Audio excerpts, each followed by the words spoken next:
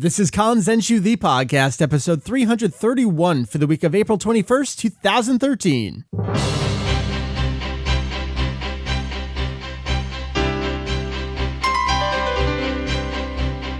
What up, folks?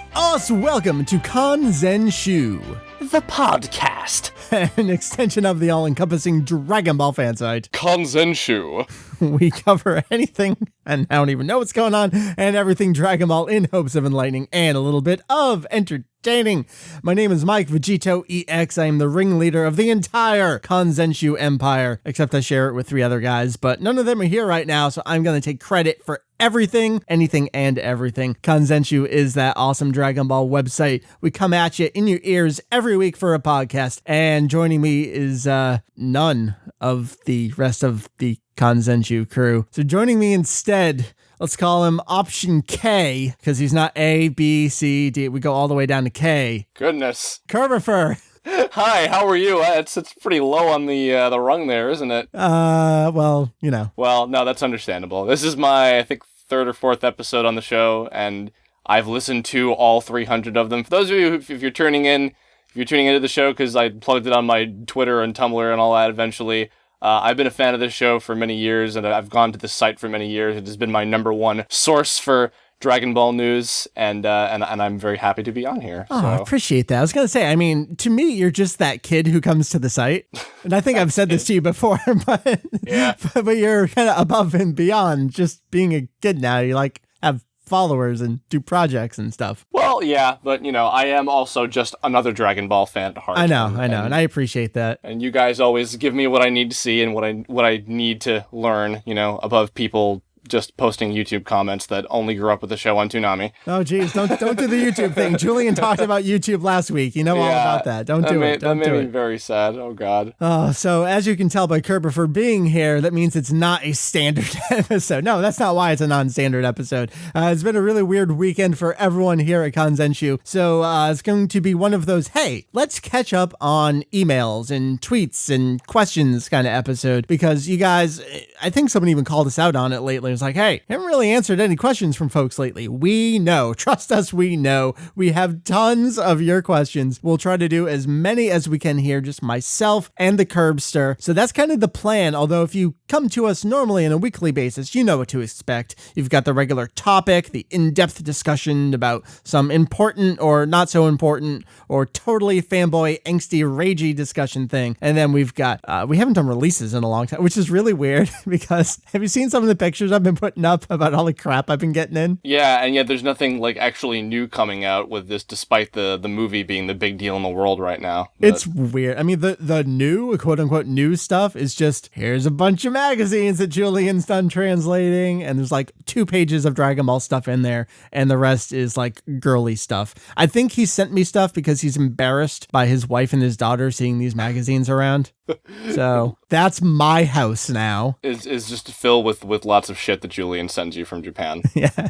All the time.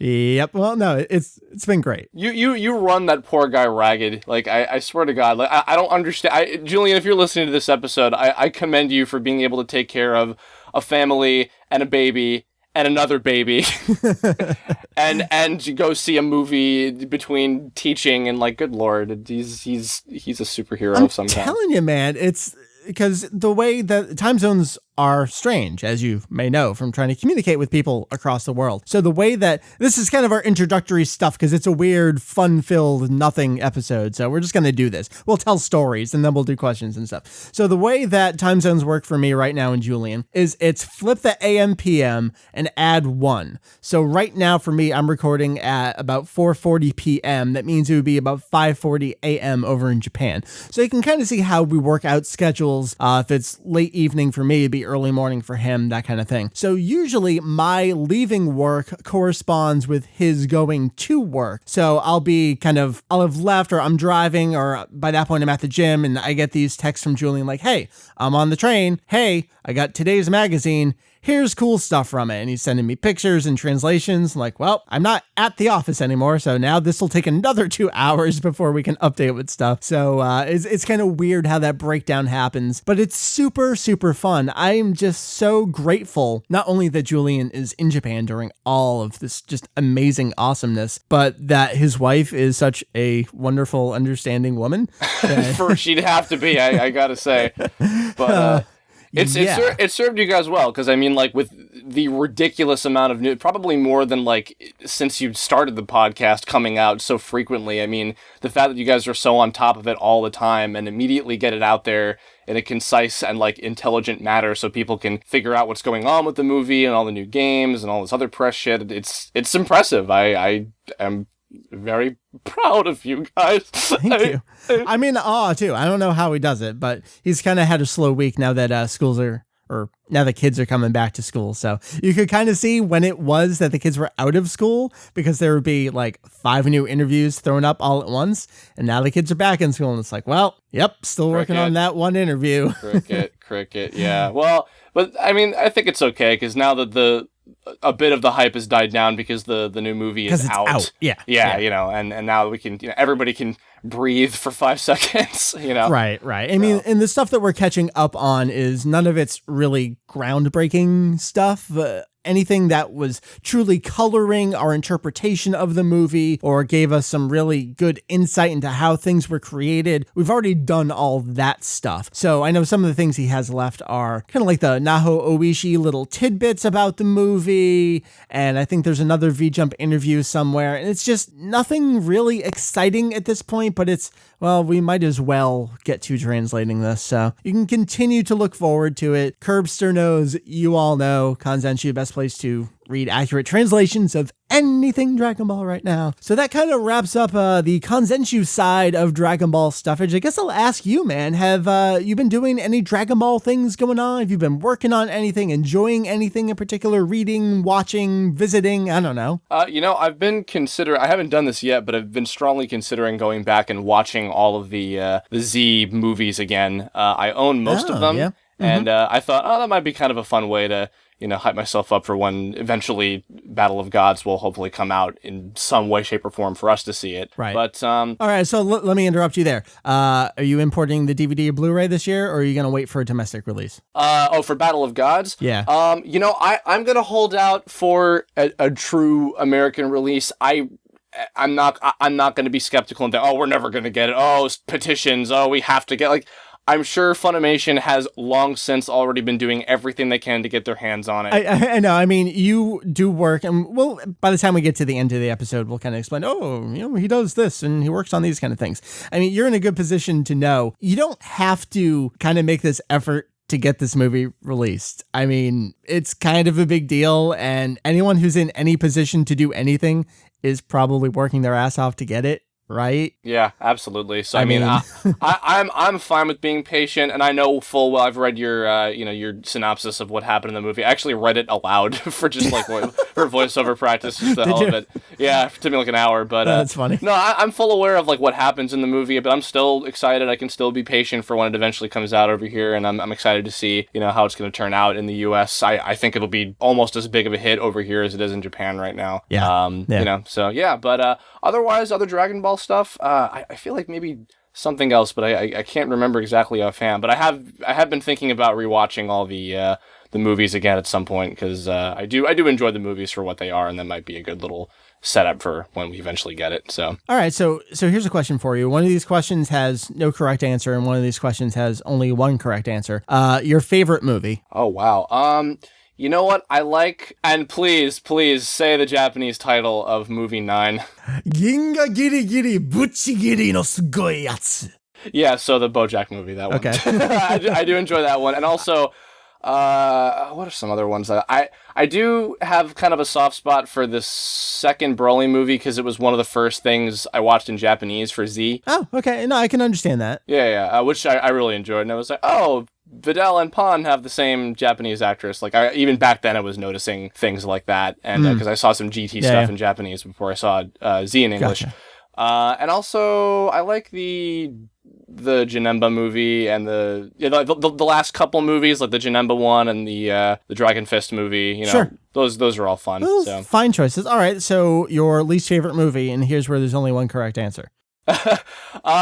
Yeah, not a big fan of Lord Slug. All right, so you win. Yeah, I also, I don't know. I don't want to say Tree of Might is a bad movie. I feel like it's a little overhyped by people. Like, everyone always thinks of that one first when it comes to DBZ movies. And it's not bad. It's fun for what it is, but it's just like, it's... Well, you're wrong on that, but I think a lot of that is because it was aired over here in North America. It was one little special insert, even though they didn't say, hey, this is going to be special. Yeah, they did break it up into 3 parts in the middle of season 2. And by season, I mean TV broadcast season, not Orange Brick season. So there is that. So I think people have a lot of nostalgic familiarity with that movie. But man, I think movie 3 does a lot of cool stuff with silence that other movies don't do. And just, it's got haunting music. It's got some weird in-between animation though. So I don't know. That's fair. I mean, like, when I watch it, I still enjoy it just like I did back then. So maybe if I go back and watch it again, I'll still be like, this does hold up. When's the last time you watched any of the movies? You know, I think the last time I watched the movies was when I got the redub of the first 3 in that box set.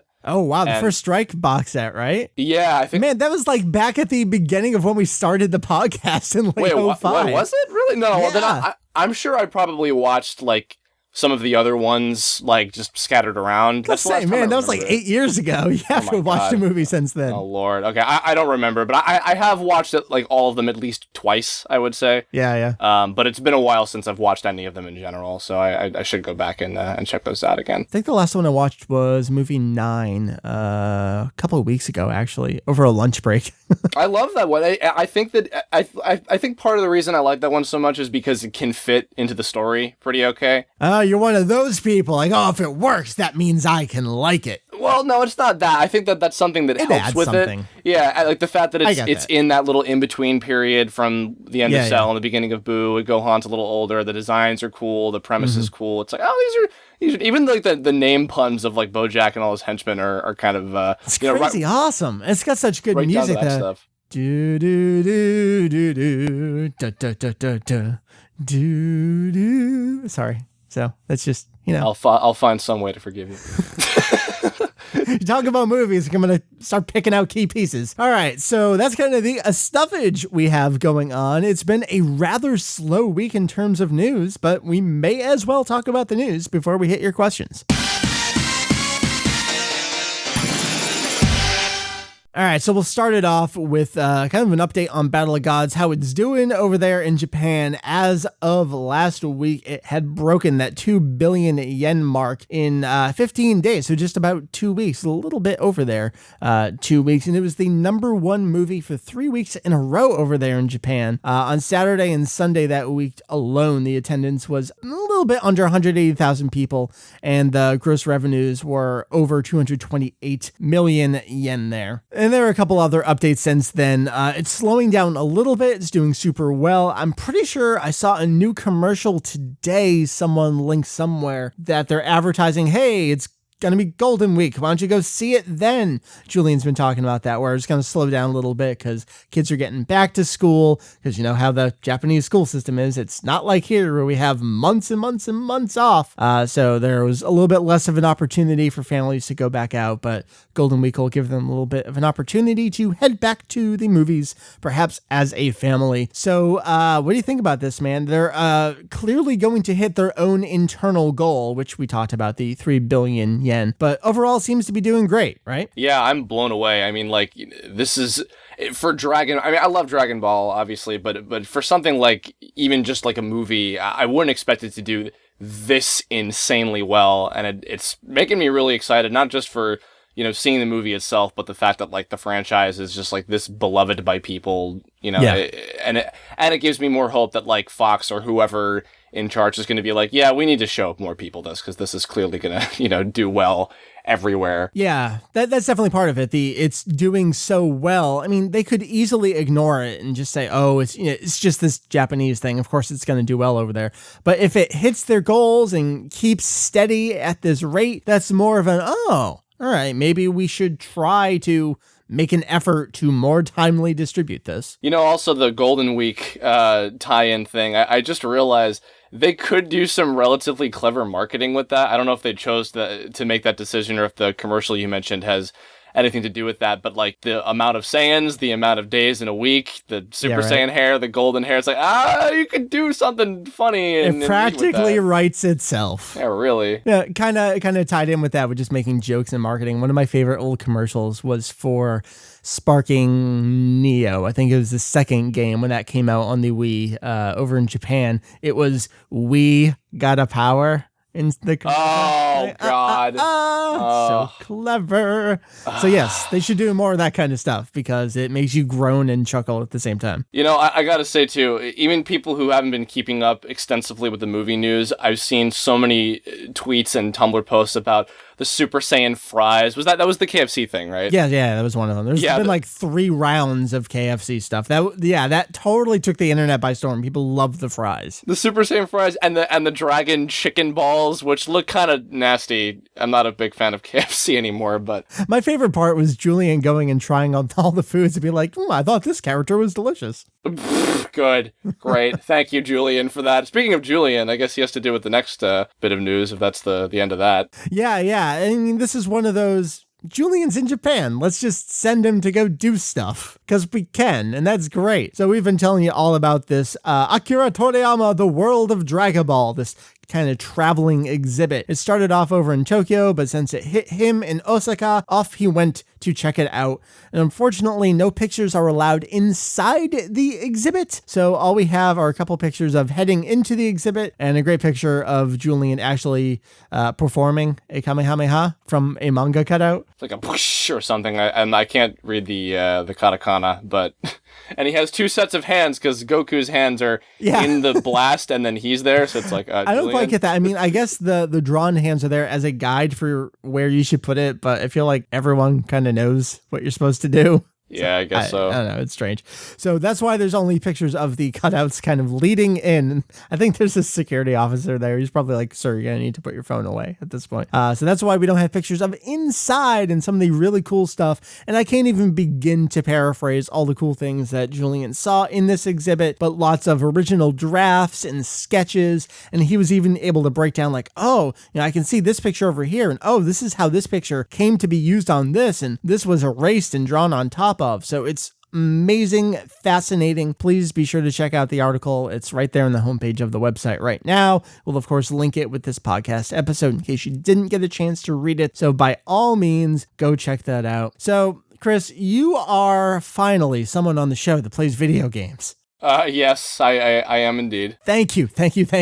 So what is your perspective right now on Dragon Ball Heroes Ultimate Mission, which is, of course, locked away on the Japanese Nintendo 3DS? You've been keeping up with it, the news, everything about it. Are you excited to play it? Do you wish you could play it? Honestly, I think it's a cool idea. I'm not interested personally because I feel like because the franchise is something that like Americans inherently can't invest themselves in, I don't see a very big chance of it coming out over here. I think that more likely we're going to end up getting whatever the next console game is, which I'd imagine would be either a home port of Zenkai Battle Royale or a Battle of Gods, the game, at some point, which I would probably wager they'll do at some point in the next year or so. You think so? You think they'll go direct to just tying in immediately directly to a movie? Yeah, I think that the next game will, and I'm sure it'll have like all of the other Z characters in it. You can do the typical start from Raditz, go on to the end, yada yada. But then I think, but I think that they'll have it marketed as like Dragon Ball Z Battle of Gods, the video game, basically. Okay. But for Dragon Ball Heroes,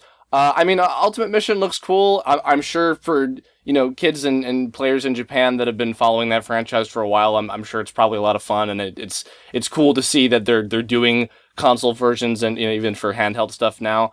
Just for me personally, since I've never been one for card video games, and since just that sect of the DBZ franchise is not something for Americans anyway, I can't get too invested, but I do like it's amusing seeing some of the scraped from the bottom of the barrel playable characters they have in there sometimes. I think the different classes of like it's cool to see female versions of like the Saiyans and other characters like that. That's always neat. Yeah. So it's cute for what it is. I guess I just can't get too excited about a game that I know I'm probably not going to be able to play anyway.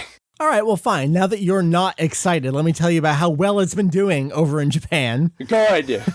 It's been out for 7 weeks now, and this game has been fascinating. And I use that word a lot, but I actually mean it this time because it debuted really strong. It did well for a little bit. Then it totally took a drop. And then Battle of Gods came out and it was like, oh, no, I'm back at number 6 on the Media Create list. But now it's starting to fall back down again. For its 7th week, it did fall off the Media Create list. The Media Create is kind of weird. Like you get the initial numbers and you get sales figures for, I think, the top 20. And then a couple days later, I know that you kind of start filling out the rest of the Media Create list beyond that, but without sales figures. And I think since we posted this story, Ultimate Mission was number 22 on the Media Create list. So it did fall down there. But then over the Famitsu sale list, a little bit different reporting, slightly different numbers. But then we did get an update here for Ultimate Mission. Famitsu says it did just about another 5,000 copies for its 7th week, which was April 8th to April 14th. But overall, that means it still has done over 160,000 copies over there in Japan.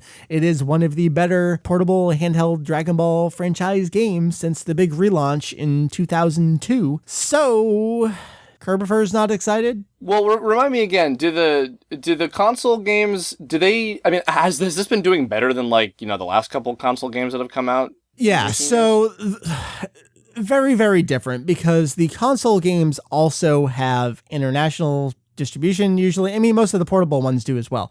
So, I'm going to say these numbers, and it's going to sound drastically different, but you also have to consider the install base of certain things. So, anyway, Raging Blast 1, I think, did 570,000 copies in its first year on the PS3. Definitely, because, Japan lols 360. They don't even bother reporting those numbers. Right, yeah. And then I think Raging Blast 2 dropped a little bit from there. And then Ultimate Blast, which we got as Ultimate Tenkaichi, jumped back up to Raging Blast 1 levels. And for some reason, 570,000 is the number jumping back out at me. I'm pretty sure that's accurate. So 160,000 doesn't sound very convincing next to a number like that, and perhaps it really isn't when you consider just how strong the 3DS is over in Japan right now. I mean, it is back at the DS Lite launch levels of just exploding popularity over there in Japan. Yeah, definitely. So yeah, it probably could be doing better, but it's also a different time because, if you listen to any video game analysis, it's like, well, smartphones, what are you going to do? So the fact that it's still done 160,000 copies, and that's better than pretty much all but maybe 2 portable Dragon Ball games since 2002, we're going to consider this a success from our perspective. All right, well, that's fine. I'm certainly not off-put by the existence of the game. I think that, it's cool that all parts of the franchise are doing well, even like a sub part of the games. This in itself is its own kind of separate animal. Yeah, it really is, way more so than any other Dragon Ball game. Yeah, no, so I think it's good that it's doing well. I would be very, very surprised if we ended up getting it over here, so. Yeah, me too. If you listened to us a few weeks back, our buddy Jake Herms, of course, has been playing it over off on Jupiter on his Japanese Nintendo 3DS, and his response at the time was, well, don't lose any sleep over it. And I think that's really how it is. That's going to wrap up our news, though, man. It was a slow week. I kind of liked it. Yeah, for once, but, just wait. I'm sure things will be picking up back again maybe another month or so. Yeah, we should not breathe ever. Not allowed. All right, so what we're gonna do now, we've got you filled with just stuffage and stories and fun times, and now we got y'all caught up on news. Now it's time to answer your questions. You're gonna keep us on our toes. All right, the questions we are plowing through here, many, many, many of them have come in through the contact form over on Kanzenshuu, kanzenshuu.com. And I did tweet out, this is one of those Twitter exclusive episodes. It's a great way for you to interact with us on Twitter, on Facebook. I decided today, hey, this is Twitter only all you folks. You're the ones who get to drive the show. So I think we'll kind of jump back and forth all over the place and do questions here and there from various people. Chris, I've shared a bunch of them with you already, and I'll keep pasting more in as more come in. Start us off here. Sure. Kendamu Josh asked, what kind of beer does Kame-Sen'nin drink? Well, considering I don't drink alcohol and I have no idea a brewski from a broski, I'm just going to ask, didn't he drink frothy water? I mean, Yes. This is kind of confusing to me. It was blue. Oh, man. All right. If I had to pick the type of beer that ye olden turtle hermit would drink, he's getting up there in age. And by getting up there, I mean, like, he's fucking old. So I have to imagine that his tolerance is not what it used to be back during the fun old days of Kame-Sen'nin and Sudu-Sen'nin kind of meandering around town with their wonderful drunken rampages. Good untold stories there. All right, so considering he's old, I think the type of beer he drinks, he's probably a shitty Coors Light, Miller Lite kind of guy, because he's living on that nice little tropical island and he just wants something light and kind of crisp, but not too heavy, and he's not into this kind of like crafty beer with a higher alcohol content. So I think I'm going to pick Kame-Sen'nin's a Coors Light kind of guy. That sounds like it perfectly fits his personality. I don't know anything about beer. Yeah, what's the next question? And might I add, it's a terrible choice, but he's an old man, so we'll just go with that. Let's jump over to Twitter and see what kind of questions we got over here. This kind of jumps in with some of our earlier conversations here. Saiyajin Slayer asks, what will be released first in the US? The Jump Super Anime Tour Special or Battle of Gods? What do you think, Curbster? That's the third time you've called me that. I know, that's what I'm going with. That's your new name. Oh, God. I think that the Battle of Gods movie has a better shot of coming out here by this point. I think so too. I think the Jump anime tour has kind of gone past its time of being relevant by this point. I mean, you never know. I mean, they might possibly do something with it in tandem with Battle of Gods, but considering the party thing is kind of similar to it, I would imagine, like, it's true. If it's been that difficult to get a hold of it in the first place, they probably just want to focus more on the here and now, and the here and now is the movie. Yeah, so. Absolutely. And we've talked about, if you've been following Kanzenshuu, I mean, we've covered it since 2000. We're in the 5th anniversary of Jump Super Anime Tour Special this year. That's kind of crazy. Later this year, expect a 5-year retrospective on that. We'll watch it. I think I'll watch it for the first time in 4 years. I don't think I've watched it in 4 years. But that was partially produced. It was made by Shueisha. Of course, Toei animated it, but it was put on for Jump Festa, or not Jump Festa, the Jump Super Anime Tour Special. Episode of Bardock was Jump Festa. But you can see how Shueisha's involved in those things. So it's a little bit more difficult than, here is Toei's movie. You get Toei's movie by paying Toei for Toei's movie. And even Battle of Gods, as we've been talking about, is a little more convoluted than that, because you've got this production committee, because it's a real movie and not just an older animation festival movie. Now you got Fox on board, so there's a lot of stuff there. So I agree, Battle of Gods is probably more likely to come out first and probably only. But yeah, and you know what? I mean, I think the effort to try and get it would be put forth more than just getting a special. Yeah. I mean, the Jump Festa specials and the anime tour stuff, that very rarely gets released outside of Japan, just because they're usually shorter things and it's probably more work than it's worth putting in with the amount of piracy these days. I mean, why bother dealing with all those extra companies if you're not really going to sell it? I mean, it's not like it used to be where everything's on the shelf at Best Buy and Target and Walmart. I something just hit me a second ago. This is a slight tangent, but all right. So I know a lot of people have been like, "Oh, I hope Funimation gets it. I hope Funimation gets it." And like I said earlier, I'm sure they're doing everything in their power to get it. But wouldn't it be funny? And I'm thinking of this only because this almost happened once many years ago. I don't know if it was Warner Brothers or whatever powers in charge, but when the first Pokemon movie was coming out over here, and this is no word of a lie. I won't declare my source, but I know this for a fact. That movie was almost dubbed by celebrities, and if I'm remembering correctly, I believe Leo DiCaprio was going to be Ash. I mean, that movie was huge. It was beyond huge, and that was the trend for larger anime movies over here in the US is do the celebrity voices, as Disney has always done with the Ghibli stuff. So they probably wanted to go that route and maybe have the parents enjoy it a little more than they were going to. Yeah, and I think even at the very least they were considering doing that with just Mewtwo. But they ultimately decided, like, let's just stick with the people that we have. But I was thinking about, like, man, if Fox, like, decided, well, why don't we just do it ourselves? And, like, if they ended up doing something similar with Battle of Gods, that would be... I can't take credit for this, but the most wonderful choice would be use the Evolution cast. Oh, those are the voices. Oh, God. Consistency, man. You wanting consistency, right? The voices you know and love. Consistent voices in a theatrical presentation. That would be really, really bizarre. I would be hysterical, man. What the fuck do I care? That would be amazing. I would probably enjoy it more so that way. Oh, really? You really?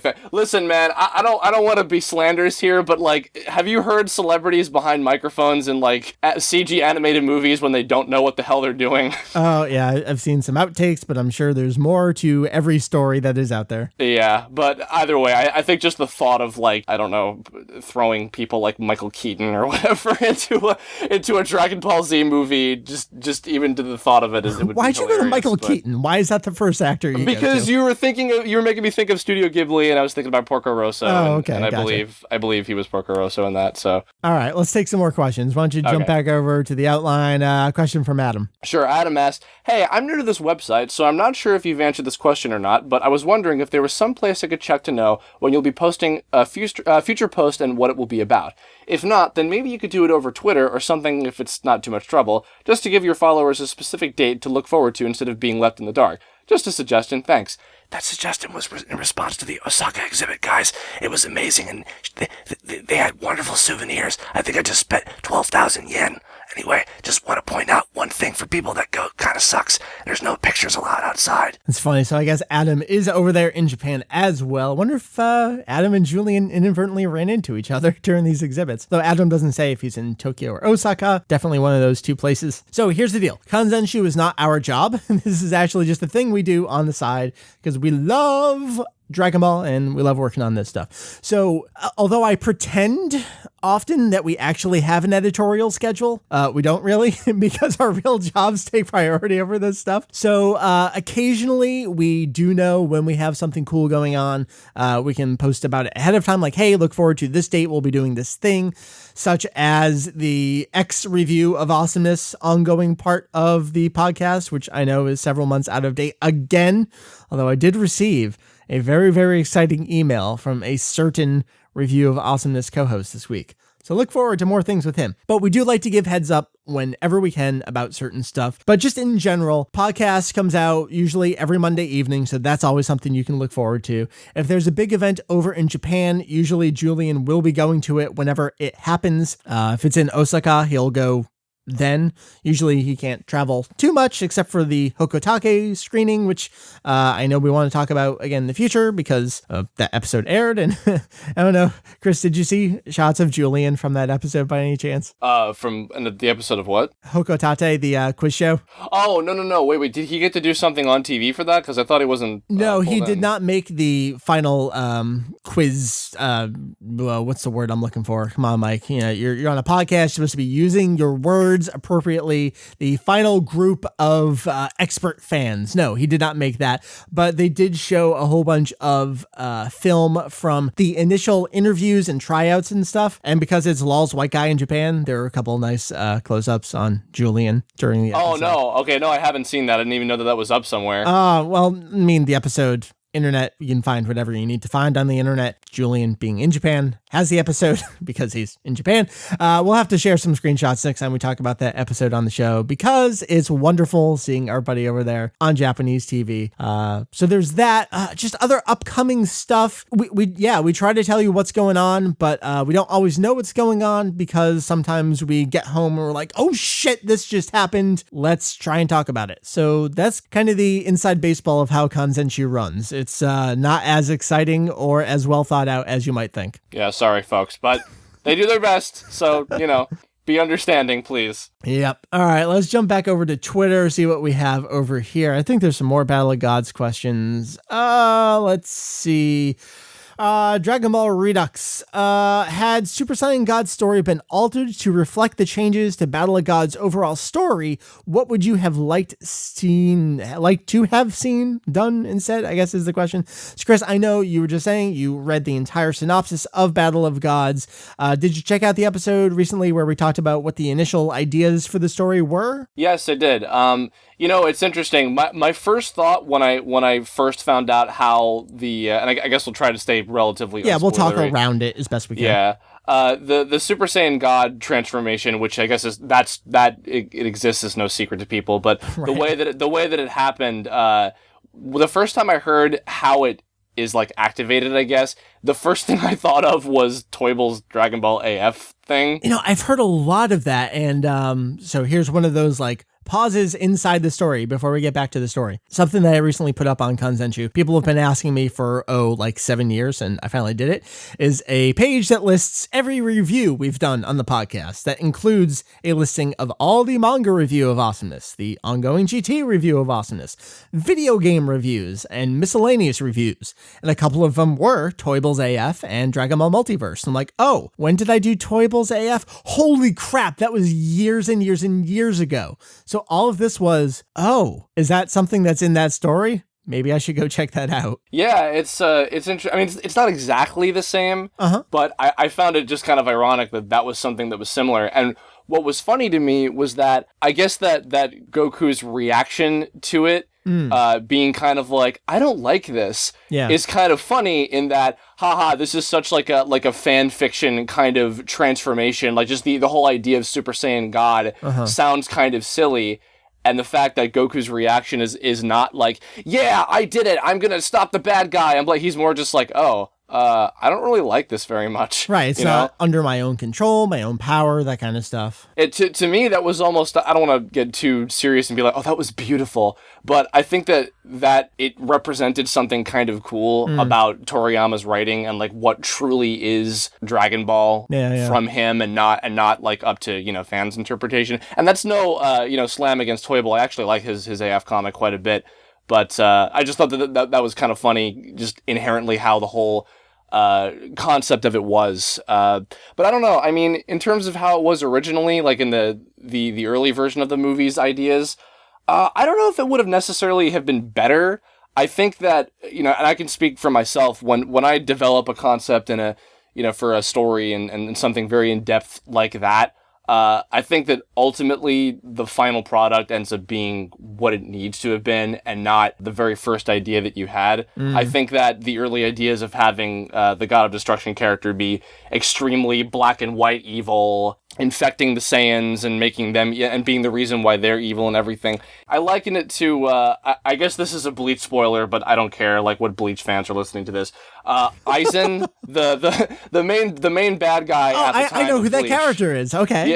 Yeah, so Aizen was obviously the lead villain of that series for a long time, and then towards the end of the battle with him, it turns out that he was responsible for all of the things that happened at the beginning of the series, including Rukia showing up and Ichigo becoming a Soul Reaper and blah, blah, blah. He set all of that up to happen exactly the way it was. Okay. And to me, it's like, no offense, Kubo, but that's kind of cheapening your own story. I was just going to say, that's kind of cheap, where it's, I always meant for this to be this way. And I mean, I think that sometimes it's interesting to have stuff like that, like the fact that the God of Destruction knows about Frieza, or, certain characters that show up later know about other things happening. I think that's fine, because it's cool to have different characters sort of in the loop of different things, or like the fact that Vegeta knew who the God of Destruction was ahead of time, and they play that up as a gag and they make that into a whole thing in the movie. I think that that's utilizing it well, but having something where, everything that ever happened is because of this new thing that we just came up with. That totally feels cheap. Like, I got nowhere else to go. Let's just say this was always a plan. Right, and also to go back to the Bleach thing for a second, I don't know if maybe that was his plan all along. It very maybe the plan was the plan. Yeah, I mean, it very well could have been. He's like Tai Kubo. Welcome to the Bleach cast. Tai Kubo has introduced or drawn pictures of characters like years ahead of time before they were revealed in the actual story. So maybe I'm wrong, but at least it came off that way, and I'm likening it to the early Battle of Gods concept, because I think that people would have been more like, oh, that's lame, why would you do that, as opposed to, oh, that's cool, that explains everything, that's why this and this and this. It's like, Yeah, I think the way I fall is there were definitely some neat ideas in there, and I'm glad to see that some of them still carried forward into the final version, but especially getting Toriyama involved and be like, no, listen, I'm the author. Here's how I think this should go. I think it made a really big difference, and I'm kind of glad for it. We'll do another Battle of Gods question here. I don't know if you'll be able to answer this. Jacob asked, how do you feel about Sumitomo's score? That would be the musical score, of course, not like a review score, for a Battle of Gods. Now, obviously, I haven't seen the movie, but I do have the soundtrack in, and I've listened to that a bit. I will have a full review for that up on the site at some point. I know I still owe people my review of the Flow CD single. It's mostly done. Crazy week. Got to do final writing proofing on that. Chris, have you checked out the soundtrack in any capacity? I actually completely forgot that the soundtrack was out separately, so I have not checked it out. Gotcha. But that's totally fine. But what would you, what would you liken it to if there was any like pre-existing example of like Dragon Ball music that it's kind of like, if there is any? I hate to say this, but I think the closest thing I can compare it to would be the original score for the original Plan to Eradicate the Science, where it was, I hate using video game as like this pejorative term because I love video games and just you work on video games. So it's not like we're trying to downplay video games in any capacity, but it does sound kind of this not conceived as an integral part of telling the story, but kind of this added after to accentuate things and not always working in tandem perfectly with it. It's okay, and there are a few things that I really love, and some of those are the variations on Hedgehog. There's a great version of Hedgehog, kind of little instrumental diddly toward the end of the film, it sounds like. It is just spectacular. It's great on the soundtrack. But the original material, it all just sounds kind of like, and here's the exciting part of my music, and here's the lullaby part of my music. It's not really sticking out to me, but I obviously need to see it in context of the movie itself, because right now it's just this totally separate entity, and I'm almost assigning it these roles that I only know by title, and like I know it was used in this scene, so I'm kind of picturing it. So I can't really give it a proper review yet, but I think that's also a valid review, where this is just a piece of music and it says Dragon Ball on it. What do I think of it? So I don't really know yet. Yeah, the thing to take into consideration too is I think that this might possibly be the first time. Well, no, that's not true. I mean, I know that the previous movies have had new tracks in them, and then they were later used in the show as well. Yep, so I don't know if maybe some of those music tracks were like scored as in they were put to the pre-existing animation. Oh, well, we'll get this. Some of the music from the Battle of Gods soundtrack was in the Dream 9 collaboration special. Oh, the DBZ Toriko One Piece thing? Yeah. So they're already using it in like that kind of capacity. So that's an interesting point, I suppose. Oh, okay. Well, that I think is fair because they have these assets they can utilize. Yeah, might as well use it. Yeah. But in terms of it coming from the movie specifically, I don't know. I genuinely don't know if the previous movies from back then, if the new tracks that they would have specifically for, Dead Zone or Tree of Might or whatever, would be scored to a certain scene and then just used later for other stuff. That's what it seemed like. Yeah, they were scored specifically for that part of the movie and then retroactively used in the TV series as, oh, this feels like it would fit here. Okay, but then at the same time, they would still use music from the show. Correct. Yeah, it was used to build upon the available amount of music, not replace it or not. Yeah. All right, so either way, for the most part, this movie, I think, might be the first real time from the ground up that they're having entirely new music built to the animation. Mm-hmm. And, not even thinking about the use of it later in the Dream 9 stuff. I mean, yeah. I think that, definitely seeing it in context and seeing how it plays into the animation is definitely important. But, even from the couple clips that I saw, like I think Anime News Network had a few embedded on their site or whatever, mm-hmm. I think that it seemed to work pretty okay. But, those are just a couple minutes. So, right. Time will tell, but I'll have to go take a listen to more of it in depth later and, hear how it sounds in general. Hey, Kanzenshuu. Hey, Kanzenshuu. Thank you, Ross. Very briefly, sorry, Ross, just kidding with you. Thanks for all the hard work you put into the site. It's absolutely the best on the web. I have a really specific question. Well, we have hopefully a really specific answer. I'm dying to know the name of a certain song or the soundtrack it's on. It's played during Goku's 20 times Kamehameha against Frieza and debuts in Dragon Ball, used in the raid against the Red Ribbon Army. I have checked out several compilation discs, but they're not to be found. Any info would be great, and thanks for your time. All right, so a couple things here.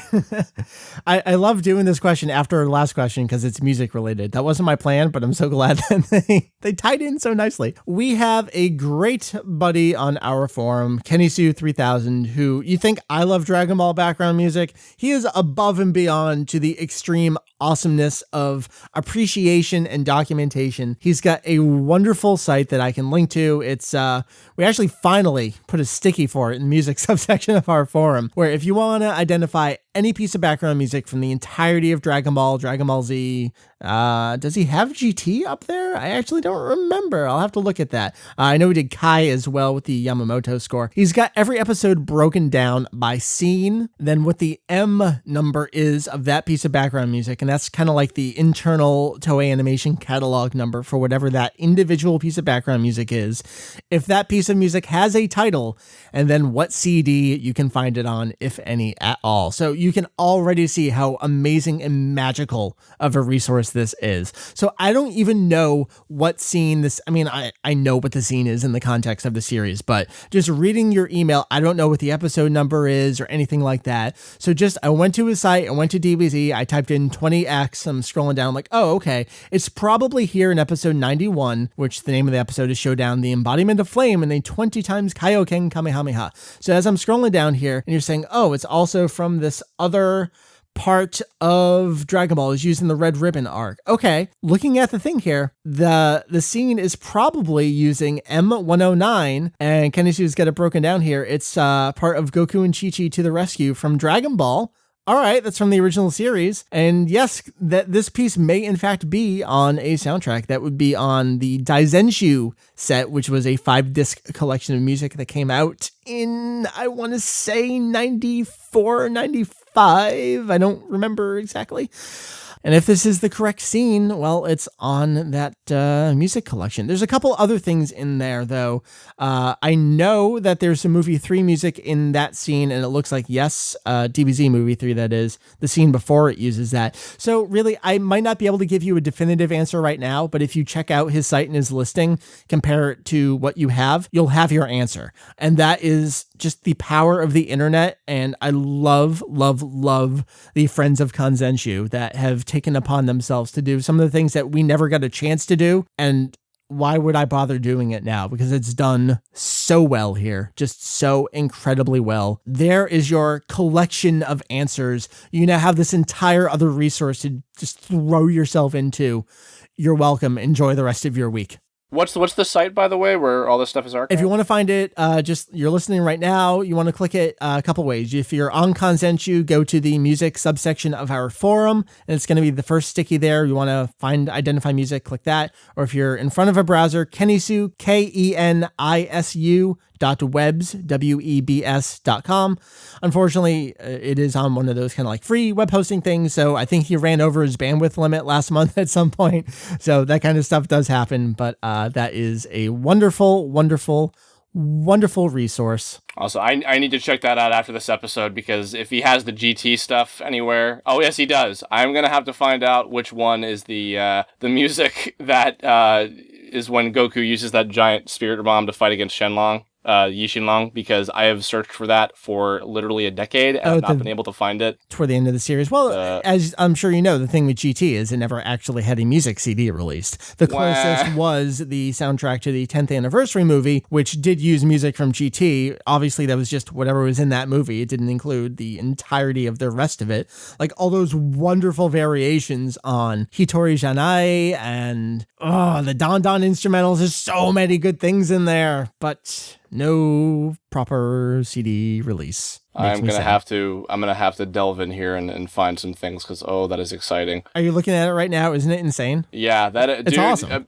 KennySue, if you're listening to this, damn fine job, dude. This is really impressive. My God. All right, so let's jump back over to Twitter. We have so many more questions, so many great things. I guess we'll jump back to the Battle of Gods here with our buddy Ryan. Caster, what are your predictions on an estimated Battle of Gods home release in Japan and the USA? I'm not sure how to interpret that question, like success or when it's going to come out, that kind of thing. I guess let's go with when it's going to come out.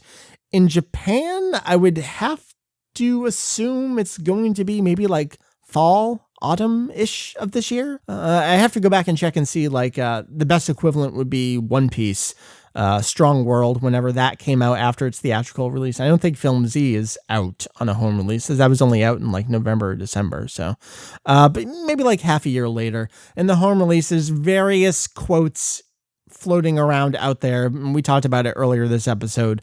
I'm sure whoever's working on it is doing their best to get it. But I guess let's go with success. What do you think, Chris? What would be a success, and could you even measure that success for a domestic release? No, I honestly have no idea. I mean, I think that if we were to bring it out over here, they would absolutely want to try to get it in theaters to some capacity, even if it were like a limited, like the Funimation Films kind of thing that they were doing a few years ago. But home release, I think that it would do even better if it had a theatrical release first. But I don't know. I mean, it would really depend on what deal they would be able to work out with Fox. In Japan, actually, here's a question to combat your question. Okay. I mean, over here, the amount of time that it takes between a theatrical release of a movie and a DVD or Blu-ray release or whatever is getting like smaller and smaller these days. Yeah. Is that the same in Japan, or how does it work over there? Japan, who the fuck knows? They kind of do whatever they want over there, and they still live in the world of individual DVD releases with 2 or 3 episodes. So they kind of march to their own drumbeat over there.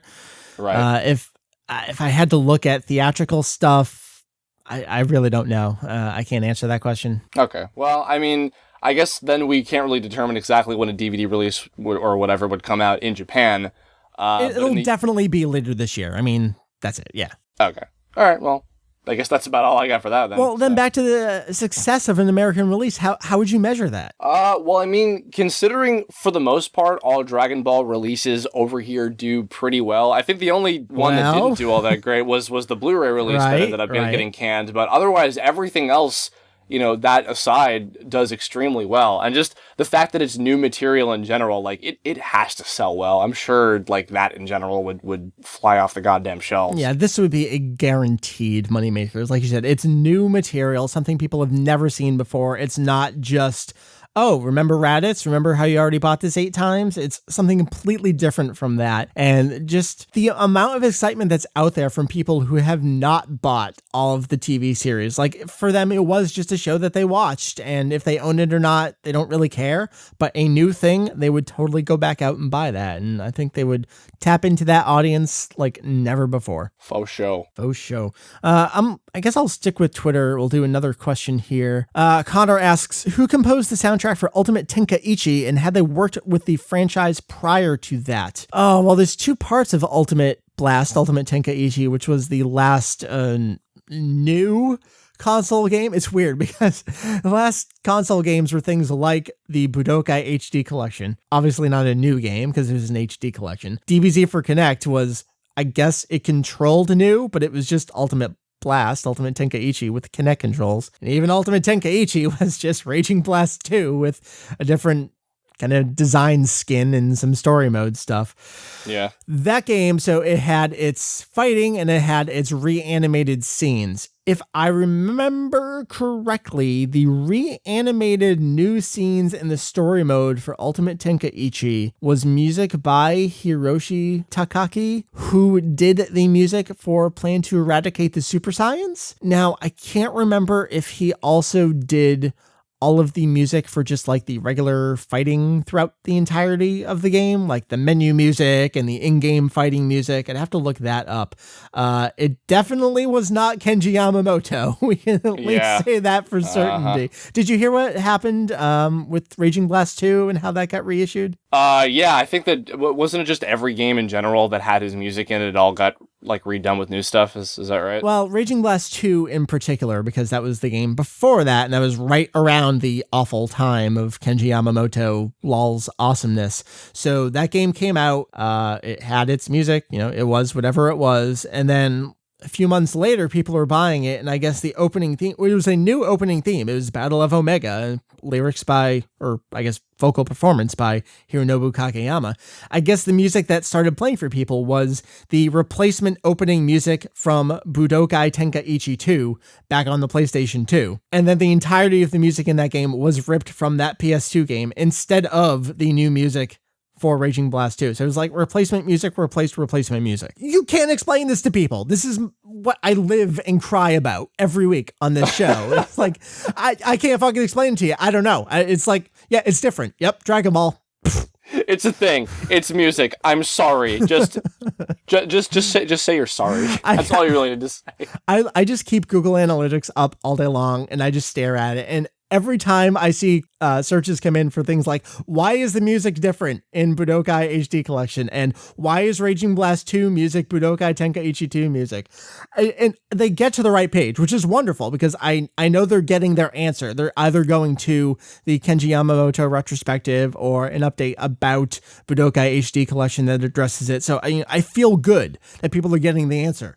But I'm also like, buddy, I'm crying with you as well because I hope this answers it for you. It's not a good answer. I'm so sorry. I think I'm sorry just suffices as an answer to any further questions about music from here on out. Right. All right. Let's jump down here. Chris, why don't you read Gomez's question? Sure.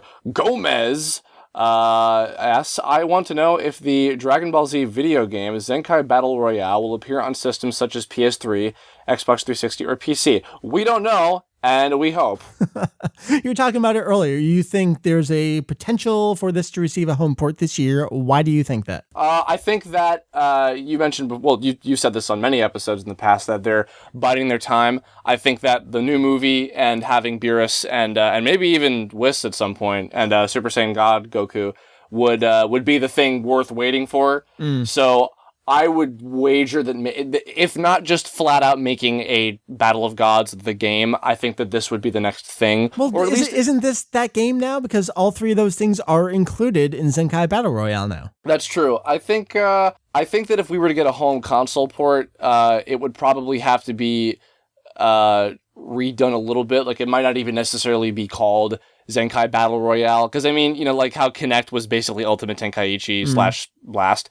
I think that in order to make it work for home console and internationally as well, it would have to be rebranded as something else entirely. I would hope they would keep the assets and the gameplay and everything, because the gameplay still sounds fantastic. Really? You think they would rebrand it somehow? You don't think Zenkai Battle Royale would be appropriate enough of a title for an international release?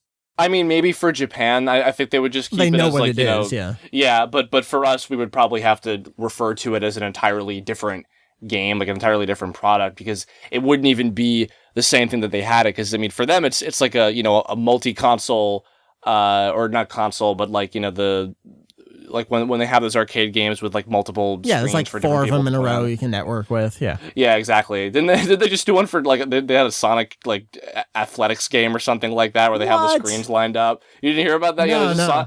There's a Sonic game in Japan where it's like a treadmill and you have like a Sonic character in front of you that just runs in front of you, and they're all lined up with like 6 or 7 characters. But it's something like that for Japan just to start with. So if we were to get it, it would be just a totally different product, like just to start off with. So I don't know, but I want it. I'm excited about it every time I hear something about it. But I would also just like a new DBZ game in general, because we really haven't had one for now like at least 2 or 3 years. Yeah. So in terms of like a new experience. Yeah. So I would love to see that. Hey, we've been predicting Zenkai Battle Royale for 2 years, and now I think we need to stop predicting it and just be like, whenever you give it to us, that's okay. Like, I suppose we can just start being patient. Whatever. Yes, please. Let's see. You know what? Maybe we'll wrap it up with this one. We've had a good run of an episode here, and this is one of those patting myself on the back emails, but I'm going to read it anyway because this is how I feel about other podcasts, and I don't always take the opportunity to thank people. So when someone does for me, It actually kind of makes my day. Matt says, hey, I'm Matt. I started listening to the podcast in February and I'm on episode 200. Well, I guess you're not going to hear this for a little bit, but eventually you will. I have to say this is the greatest thing I've heard in a long time. Thank you so much. I live in Arkansas, which means you are extremely strange for watching cartoons past childhood. After listening to your podcast, I am now relieved that so many other people out there share the Dragon Ball love that I've had since I was a child. But I'm only 20, so that wasn't all that long ago. Ha ha. All I have to say is keep this podcast going. All of you are fantastic and keep my graveyard shift job enjoyable. Good wishes to you all. Shadow out. Mystic Shadow 496 there, Matt. Chris, you do a lot of podcast listening while you're animating. I do indeed. I have had you and all of your friends. I'm with you all the time. All the time. Yeah, no, which is funny, which is why when I met you at Anime Next, I'm acting like I know you. I'm like, who the hell are you? It is kind of weird. I mean, I feel that same way too. And it's a very strange situation for me to be in because to me, I'm just a dude and I do this Dragon Ball stuff and then I go home and whatever. But and there's no way for me to say this without it sounding egotistical, but it's like, but I am with people a lot, whether it's my words on the website or my voice on the podcast or interacting on the forum or on Twitter and stuff. Like, I know that I'm with a lot of you a lot, and that's weird, but it's also kind of awesome. But I'm that way with other podcasts and other sites. So I can sort of put myself in that situation where it's like, oh yeah, I know you. Oh, we've never met. Yeah, and I mean, like, I've had similar experiences, not just with other podcasts that I've been on. Like, I do with Chow on Wednesdays with, I meet lots of people that listen to that show at different conventions and things. And then, even just for my own animation stuff, people like tell me, oh, I love Tom, oh, I love this, I love that, etc. And, it means a lot because I don't really think about it that often either, but I try to be relatively interactive with people. And I mean, you have like your forum, I have like my Facebook page and Twitter and whatnot. I think it's definitely cool. And I mean, for me personally, like for your show, I've been having this thing for 300 episodes while I'm animating crap. And it's been a fun ride. I've learned a lot out of it, not just about the show, but about podcasting and about proper fan etiquette, about, being educated as much as possible on something that you're a fan of. I mean, it's served me well in many cases, and I can still remember listening to, like, even as early as the 4th episode, I used to listen to the Scott Melzer one all the time, because even in that early episode, you guys were talking about really important things about anime fandom and about Dragon Ball in general, and it was like, yeah, this is cool. I don't mind listening to this however many times I did throughout working on shit until hours into the night. Oh, thanks, man. I mean, that's what I want to hear, that, we say at the beginning of the episode, hopes enlightening and a little bit of entertaining. And I've been saying that for 300 episodes now. I'm pretty sure I started saying that with like episode 10. That's been the tagline of the podcast ever since then. But I really want it to be true. I want the show to be enjoyable, where it's just, we're kicking back, we're having conversations, and that's fun. You want to listen to, and you were almost angry at me last week, where it's like, I want to be on the goddamn show because you're having these conversations and I just want to butt in and talk about things with you. It's true. It's true. You guys have been talking about this movie, and I'm just like, oh, I have a thing to say about this movie. I have a thing to say about this game. Oh, God. Oh, wait, Mike's not actually here in front of me right now. Damn it. So I want it to be like that. That means that part of the show is doing its job well. But I do also want it to be, hey, remember, Kanzenshuu is really your only good source for Dragon Ball in English right now. And I want us to prove that and earn your support and earn your love and dedication to us each and every week. And I want us to do that. I want to think we're doing a good job at that. And when I do hear people say, hey, yeah, you actually are doing that, that makes me feel wonderful. So I appreciate that. I don't need to hear it all that often, but it is nice when we do get it every once in a while. So Matt, thank you so much. Whenever you get to this episode, thank you. Please enjoy your graveyard shift. I'm sorry, but at least we can be there along for the ride and helping keep you awake and sane. When I hear graveyard shift job, I just think of that dude from Ocarina of Time. Oh my God, I was gonna say the same thing. Oh Lord, what is that character's name I don't again? remember. Mary's the Ocarina fan in the house. Oh, okay, yeah, Mary. It's his name is Boop. Whatever. Cut back. Oh, thanks, Mary. I don't know. Yeah, but I'm very sorry, Matt. Now we're laughing at your expense. No, not at all. Oh, so there's that. You know what? Let's bring this episode to a close. I've enjoyed my time with you, Chris. Thank you, sir. You're welcome. Thank you for letting me be on. To answer your question in response to me yelling at you, yes. The only idea for a podcast topic that I would like to do would be talking about like Dragon Ball Z's influence on Flash animation back in the day. Oh, yeah. You know what? You are kind of the expert for that. So yes, let's consider that a future topic. See, that's the thing, though. I am and I'm not, because I wasn't in the animation scene at the time that was happening. So any research I could do would really be just looking it up and seeing what was what. Oh, whatever, dude. What am I gonna know? Nothing. Whatever you say, you're gonna convince me. So that's fine. Maybe we'll do that for a future episode. Who knows? So stay tuned for that, folks. Yeah, we got a lot of great episodes coming your way. This episode just had to be a chill one, but we do have the Hokotate quiz extravaganza Japanese episode follow up. We've got plenty of music reviews coming your way. We've got the Dream 9 collaboration special review. There's GT review of Awesomeness number 4. There's many things coming your way, but let's bring this one here to a close. Chris, why don't you tell people what you got out there? Who are you? What do you do? What should people check out? Sure. You can check out my animated show that does have some Dragon Ball Z influence. There's a character in it named Zetto who has spiky hair and shoots energy blasts out of his arm. So I mean that's Dragon Ball related. You can go check that out. Go to facebook.com/Tome series, TOME series.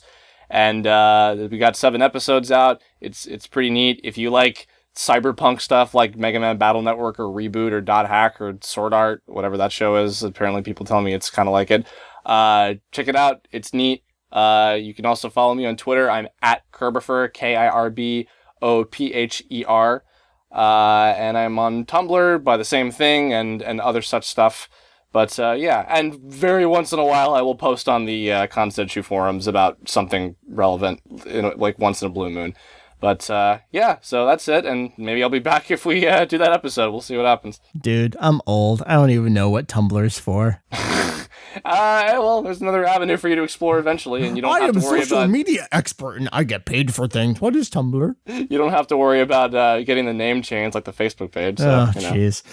All right, so thank you. I appreciate it, sir.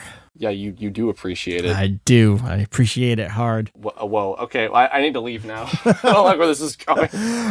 So for Chris over there, my name is Mike VegettoEX. You can check us all out on Kanzenshuu, KANZENSHUU.com. Your number one only source. If you read anything else, you're in for a world of hurt right now. There's so many bad things out there about Dragon Ball, and we can only do so much to fight and combat against it. The best thing you can do is be educated, and we are your best source for that. So Kanzenshuu.com in your ears every week with the podcast. We got articles, we got news, we got content, we got translations, we got new guides coming. So many things going on, but occasionally we gotta sleep, but there's stuff coming, and it's awesome. Super awesome. Super exciting. Mwah. Good night, everybody. Later, folks.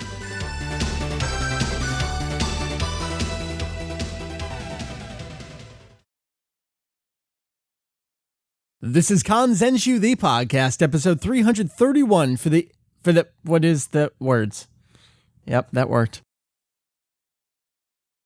Yeah, I really am excited about that new 200 episode series, because I can't wait for the next episode of Dragon Ball Z. Broly is brought back from the dead because that's a good idea.